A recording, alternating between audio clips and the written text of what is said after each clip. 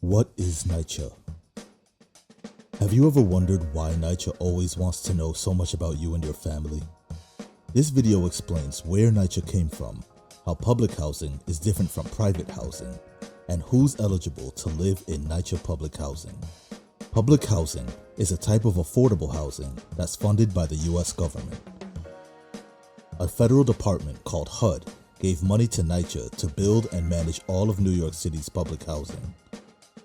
Public housing makes up about 7% of all the rental units in New York City, housing between 300,000 and 500,000 people, making NYCHA the biggest landlord in New York City. Since NYCHA is funded by the government, every year you live in NYCHA, they need to know who's living in your apartment and your household income. In private housing, landlords don't need yearly updates on this information. In public housing, the rent is 30% of a family's total household income before taxes. If your family starts making more money, your rent will go up. But if your family starts making less money or you lose your job, your rent goes down. In private housing, the rent stays the same, even if you lose income.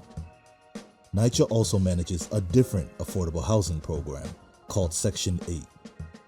In Section 8, families get a voucher to help them afford rent in the private housing market. Voucher holders only have to pay 30% of their income on rent, and NYCHA pays the rest. Having a Section 8 voucher from NYCHA does not mean you live in public housing. If you live in public housing, NYCHA is your landlord. If you have a criminal record, you could still live in NYCHA. There are very few offenses that make you permanently ineligible. Depending on the offense, you may be ineligible to live in NYCHA for 3 to 6 years. As of fall 2025, if you're not a US citizen, you can still live in NYCHA as long as one person in your household has an eligible immigration status. The list of eligible immigration statuses can change. Check the resources in the description for a current list of eligible statuses. If you don't have an eligible immigration status, your family's rent will be higher.